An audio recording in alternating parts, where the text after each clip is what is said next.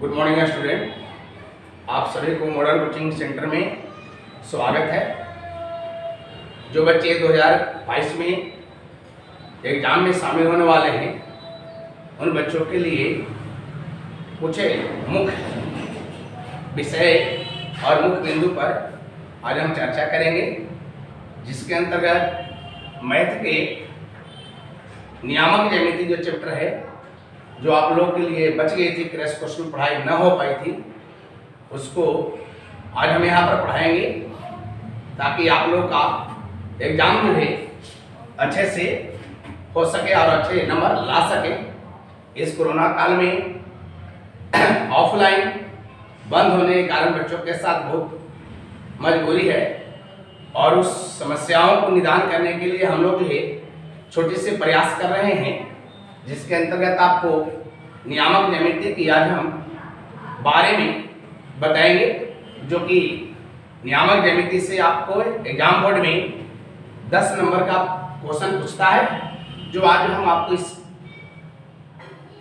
वाली शुरुआत में आपको नियामक ज्यामिति से जुड़े बिंदु और उसके सूत्र और उससे संबंधित रिलेटिव क्वेश्चन की जानकारी देंगे। जैसे आप लोग चैप्टर है, इस चैप्टर का नियामक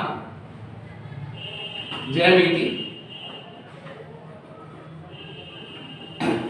नियामक ज्यामिति में बात आती है कि नियामक ज्यामिति का हम अध्ययन क्यों करते हैं, यह हमारे व्यवहारिक जिंदगी में इसकी क्या यूज है, कहाँ पर इसका हम उपयोग करते हैं।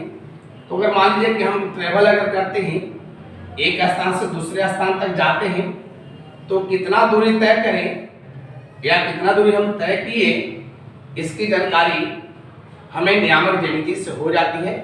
और इसलिए हम ये भी कहते हैं कि नियामक ज्यामिति का हमारे दैनिक जीवन में उपयोग है। आप कहीं भी यात्रा करते हैं तो उसकी दूरी तय करना है कि कितना दूरी जाना है, तो दूरी की क्या डिस्टेंस होगी, वह दूरी क्या होगी, इसकी जानकारी हमें नियामक ज्यामिति से हो जाती है। तो सबसे पहले हम जानें, यहाँ पर देखिए नियामक ज्यामिति में 2 लाइन होती है, हॉरिजॉन्टल होता है, एक वर्टिकल होती है।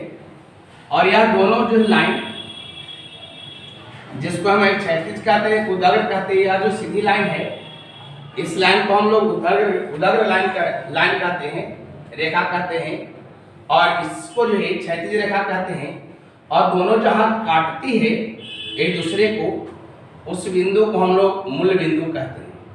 यह हमारा मूल बिंदु हुआ, सेंटर बिंदु जिसको कहते हैं हम लोग हैं। और इस मूल बिंदु से अगर हम जो है जो क्षैतिज रेखा है उसको राइट साइड अगर जाते हैं, तो यह एक्स अक्ष होती है, और ऊपर की ओर जो होती है वो वाई अक्ष होती है, जिसको इंग्लिश में एक्सिस भी कहते हैं। और यह एक्स डैश है और यह आपका वाई डैश है। अगर हम इस मूल बिंदु की बात करें तो मूल बिंदु का नियामक जो होती है वो आपका 0 0 होता है।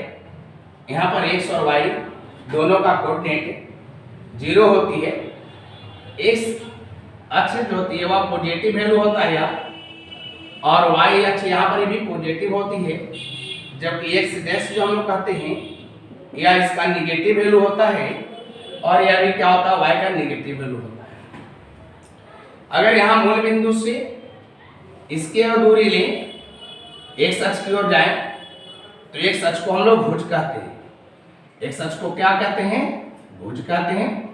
और वाई अक्ष को कोटि कहते हैं, वाई अक्ष को कोटि कहते हैं। और यहाँ पर एक्स अक्ष से अगर वाई अक्ष की अगर यहाँ से नापा जाए दूरी, तो यह तुम्हारा दूरी वाई अक्ष जो हुआ वह तुम्हारा कोटि कहलाएगा। और यहाँ से इसको सेंटर बिंदु से अगर हम लेते हैं तो ये क्या कहलाएगा, भुज कहलाएगा। अब आती है बात कि यहाँ पर 4 पार्टी बना, तो यहाँ पर जैसे घड़ी क्लॉकवाइज घूमती है, हमको एंटी क्लॉक इसको नामकरण करते हैं। यह तुम्हारा जो प्रथम पाद होता है, या इसको चतुर्थांश भी कहते हैं। फर्स्ट हो गया, यह आपका सेकंड होता है, और यह आपका थर्ड होता है। ये फोर्थ है, इसको चतुर्थांश भी कहते हैं और हम पाद भी कहते हैं। आप इसको पाद पढ़ें या चतुर्थांश पढ़ें, तो फर्स्ट जो होता है इसमें x और y दोनों पॉजिटिव होता है।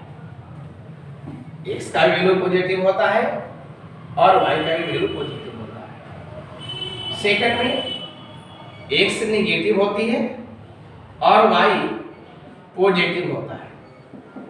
सेकंड जो चतुर्थांश होती है या सेकंड जो पाद है उसमें x नेगेटिव और y पॉजिटिव होता है, जबकि थर्ड में x और y दोनों नेगेटिव होते हैं। x भी नेगेटिव और y भी नेगेटिव होता है। बात रही फोर्थ के, तो फोर्थ में x पॉजिटिव होता है और y नेगेटिव होता है। अब समझने की बात है कि यहाँ पर दोनों पॉजिटिव है।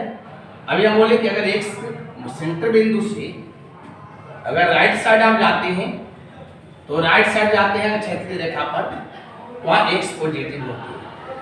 सेंटर बिंदु से y अक्ष की ओर जाते हैं, ऊपर की ओर जाते हैं, यह दोनों पॉजिटिव हुआ और इसलिए जो प्रथम पाद हुआ वह दोनों पॉजिटिव होता है। सेकंड जो चतुर्थांश है या सेकंड जो पाद है, यहाँ देख रहे हैं कि सेंटर बिंदु से हम राइट साइड नहीं बल्कि लेफ्ट साइड आ रहे हैं, तो लेफ्ट साइड में x हमारा नेगेटिव होता है, इसलिए x का वैल्यू है नेगेटिव है, और y आपको ऊपर की ओर ही है और इसलिए y पॉजिटिव होती है।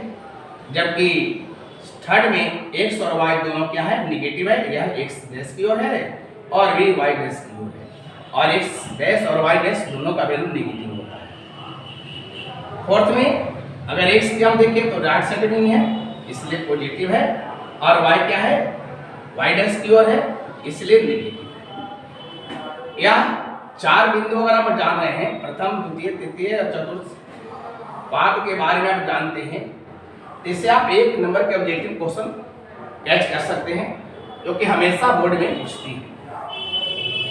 जैसे कोई पॉइंट दे दिया जाएगा, फॉर एग्जाम्पल आप ले लें, है ना, इसको आप एग्जाम्पल लेते हैं कोई कि रहते 1 और 2, यह एक पॉइंट है और यह पॉइंट जो है आपसे कोई क्वेश्चन एनालाइज कर ले कि यह किस पाद के तहत होंगे, किस चतुर्थांश के हैं, तो हम इसको अंक से कोई ताल्लुक नहीं रखता है, अंक से इसका कोई रिलेशन नहीं होता है, बल्कि इसकी रिलेशन होती है उसके साइन से, चिन्ह से। तो हम देख रहे हैं यहाँ पर x और y दोनों का वैल्यू है। फर्स्ट होती है x, सेकंड में होती है y। यहाँ पर दोनों देख रहे हैं कि दोनों पॉजिटिव वैल्यू है, तो दोनों जब पॉजिटिव वैल्यू है इट मींस यह शो करता है कि फर्स्ट चतुर्थांश में होगा, फर्स्ट पाद में होगा। अगर इसी तरह से आपको क्वेश्चन में दे दिया जाए तो 1/2 और 1/4, तो अभी हम पहले में ही बोल चुके हैं कि अंक से कोई ताल्लुक नहीं है, साइन आप लोग देखना है, साइन आप पहचान लेंगे कि दोनों पॉजिटिव है, इट मींस प्रथम पाद में है। अगर बात रही हम या ना होकर कि अगर सेकंड जो कोई पॉइंट हो जाता है, आपका रहता है यहाँ पर सपोर्ट एग्जाम्पल ले कि -3 और है ना +2, तो -3 और +2 है, तो हम देख रहे हैं कि फर्स्ट में x क्या है, नेगेटिव है और y पॉजिटिव है। जब x नेगेटिव है और y पॉजिटिव है, इट मींस हम देख रहे हैं कि द्वितीय में x नेगेटिव है और y पॉजिटिव है, इट मींस हम शो कर देंगे, इसको दिखा देंगे या हम जान लेंगे इससे यह हमारा द्वितीय पाद में है। इसी प्रकार से अगर -4 रहे, -5 है, तो देख रहे हैं कि दोनों नेगेटिव है। जब दोनों नेगेटिव होगा तो तृतीय पाद में होगा, है ना। यहाँ पर आपको शो कर रहे हैं कि दोनों नेगेटिव, इसमें तृतीय पाद होगा। अगर इसी में हम साइन चेंज कर दें, इसको पॉजिटिव कर ले, अगर इसको नेगेटिव रह दें, या प्लस और माइनस है, यह हो गया चतुर्थ पाद का, है ना, बिंदु हो गया, पॉइंट हो गया। अब कभी कभी ये भी दे देता है, इसी में पूछ देगा इस पॉइंट में ही, इस पॉइंट में तुम्हारा जो है बताना है बच्चे, यह x का वैल्यू क्या है या भुज का वैल्यू क्या है, कोटि का वैल्यू क्या है। तो जो फर्स्ट पॉइंट होती है, फर्स्ट जो डिजिट होता है, वो फर्स्ट डिजिट भुज कहलाती है और सेकंड कोटि कहलाती है। या हमेशा कंफर्म रहे, कोई भी पॉइंट रहेगा, सपोर्ट मान लिया जाए यहाँ पर 3 और 5 है, तो फर्स्ट जो डिजिट होंगे वह आपका एक भुज कहलाता है और सेकंड जो होता है वो आपका कोटि कहलाता है। इसलिए आप ये हमेशा डिटरमाइंड रहें, इसको भूले नहीं कि प्रथम बार जो प्रथम अंक होगा वह भुज होगा और जो सेकंड अंक होगा अंक वह कोटि कहलाता है। हमें उम्मीद है कि आप इतना क्या होंगे। आप फिर से दो को रिपीट कर ले हम लोग कि जो प्रथम पद होगा वह दोनों पॉजिटिव होंगे, एक्स और वाई दोनों पॉजिटिव होगा। सेकंड में एक्स नेगेटिव वाई पॉजिटिव और थर्ड में एक्स वाई दोनों नेगेटिव होंगे। फोर्थ में एक्स पॉजिटिव होगा और वाई नेगेटिव होगा। ये हमको महत्वपूर्ण पॉइंट है जो हमको याद रखना है। अब आता है कभी कभी ये भी देता है कि भुज किससे कहते हैं या कोटि किससे कहते हैं। तो एक्स अक्ष को भुज कहते हैं। एक्स जो अक्ष बाबू उसको क्या कहते हैं, भुज कहते हैं। यह आपका भुज हो गया। वाई जो अक्ष होगा वह कोटि होता है। वाई अक्ष को क्या कहते हैं, कोटि कहते हैं। तो एक्स अक्ष भुज और वाई अक्ष कोटि होता है। अब यहाँ पर याद रखना है भी कि अगर कोई बिंदु दे दिया जाए सेंटर बिंदु से, उस सेंटर बिंदु से अगर किसी बिंदु की दूरी निकालना है तो सेंटर बिंदु से किसी बिंदु की दूरी निकालने के लिए उसका फॉर्मूला है जो कि हम दो बिंदुओं के बीच की डिस्टेंस निकालते हैं, है ना। जैसे सपोर्ट भी पता है यहाँ पर आपको कि एक्स और वाई दोनों निगेटिव होगा। एक्स और वाई दोनों निगेटिव, सॉरी एक्स और वाई दोनों जो होगा वैल्यू यहाँ पर जीरो होगा। दोनों जब जीरो होंगे इट मींस मूल बिंदु है, और मूल बिंदु से अगर किसी दी गई बिंदु की दूरी निकालना है तो उसके लिए फॉर्मूला है जो हम आपको अभी बोर्ड पर लिखेंगे कि मूल बिंदु से किसी दी गई बिंदु की दूरी कैसे निकलेगी। सपोज यहाँ पर कोई बिंदु P है, तो इस P बिंदु से लेकर के O तक की सेंटर बिंदु तक की दूरी ज्ञात करना है। तो दूरी कैसे ज्ञात करेंगे, इसकी क्या फॉर्मूला होगी, सो आज अभी आपको बता रहे हैं। यहाँ P बिंदु से हम इसको मान लिया सपोर्टेड, या डाल दिए लंब, यह बिंदु इसका नाम दे दिए हम R, और इस P बिंदु का नियामक हम ले लिए x और y। तो x और y यह P बिंदु का नियामक है। जो OP दूरी होगी इसकी जो लंबाई आएगी यही हमारे सेंटर बिंदु से इस P बिंदु की दूरी का है। तो कैसे निकालेंगे, तो आप देख रहे हैं क्या, जब समकोण त्रिभुज है तो यह 90 डिग्री होगा। तो 90 डिग्री के सामने की भुजा होती है कर्ण, जो लंब हो गई परपेंडिकुलर कहलाएगा, ये लंब हो गया, और ये आपकी आधार हो गया। तो पाइथागोरस प्रमेय से आप जानते हैं कि कर्ण के स्क्वायर बराबर लंब स्क्वायर प्लस आधार स्क्वायर। तो इसी फिगर में हम चल देंगे त्रिभुज पी आर ओ या ओ आर पी में। तो अगर हम चलते हैं तो यहाँ से इसकी जो दूरी होगी या कर्ण कहलाएगी, तो OP के square equal to OR square plus PR square. इसको अगर हम कहते हैं यहाँ पर देख ले तो OR, तो OR x अक्ष पर है, R जो बिंदु है वह x अक्ष पर है। जब x अक्ष पर होगा तो यह डिस्टेंस जो हो गया O से R तक, यह आपका डिस्टेंस x के बराबर हो गया। PR जो y अक्ष पर जाएंगे तो क्या हो गया, y के स्क्वायर हो गया, यह x स्क्वायर प्लस y, यह OP स्क्वायर बराबर आ गया x square plus y square. अगर हम OP बराबर कहें तो इसको अंडर रूट हो जाएगा x स्क्वायर y स्क्वायर। तो यही आपका O बिंदु से सेंटर बिंदु से P बिंदु के तक दूरी निकालने की फॉर्मूला हो गई। यह आपको मूल बिंदु से किसी दी गई बिंदु की दूरी निकालने की फॉर्मूला है, under root x square plus y square. जो भुज रहेगा और जो कोटि रहेगा दोनों को अगर हम वर्ग कर दे और उसके वर्ग को जोड़ देंगे तो आपकी क्या कहलाएगी, जो स्क्वायर रूट निकाल ले वो आपकी दूरी हो जाएगी। यह फॉर्मूला आपको याद रखना है कि मूल बिंदु से किसी दी गई बिंदु की दूरी निकालने की फॉर्मूला क्या होगी। अब हमें अगर एग्जांपल ले लें एक क्वेश्चन, जैसे अगर यहाँ पर क्वेश्चन लें, इस क्वेश्चन से आप लोग की पूरी तरह जो है क्लियर हो जाएगी कि कैसे निकलेगी। सपोज यहाँ पर कोई क्वेश्चन आता है कि मूल बिंदु से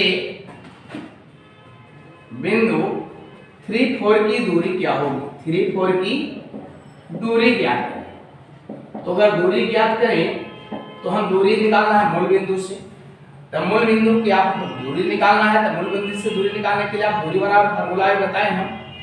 मूल बिंदु से दूरी निकलेगा क्या, तो under X square plus Y square, जो अभी आप याद किए थे कि पहले में ओपी बराबर, तो ओपी जो होगी वह मूल बिंदु से बीच की तुम्हारा पी बिंदु तक की दूरी होगी। यहाँ पर अगर हम लें तो x का वैल्यू 3 है, 3 के स्क्वायर, और y का वैल्यू 4 है, तो 4 का स्क्वायर, तो 3 का स्क्वायर 9 और 4 का स्क्वायर 16, दोनों का जोड़ देते हैं तो 25 आएगा। दोनों 25 का वर्गमूल निकाल लेंगे तो तुम्हारा 5 आएगा। और इसमें मीटर और सेंटीमीटर क्या नहीं देते बल्कि इकाई लिखा जाता है, इसका यूनिट में जो होगा वह इकाई होगी। यही मूल बिंदु से उसकी दूरी हो गई 5 इकाई। जब भी लिखेंगे नियामक ज्यामिति में तो उसकी चाहे भुजा की लंबाई निकाले या दूरी निकाले, वहां पर हम इकाई देंगे, अदर चीज का यूज न करते हैं, क्योंकि नियामक ज्यामिति में जब भी लिखा जाता है तो इकाई लिखा जाता है। जो भी लंबाई आएगा उसकी सूचक इकाई से क्या होगा सूचित किया जाता है। तो आप इस तरह से मूल बिंदु से किसी भी दी गई बिंदु की दूरी निकाल लेंगे और आप लोग घर पर प्रयास करेंगे निकालने के। एक्सरसाइज में क्वेश्चन रहती है, उस एक्सरसाइज को सोल्व करेंगे। पुनः हम फिर अगले वीडियो में आपको मिलेंगे।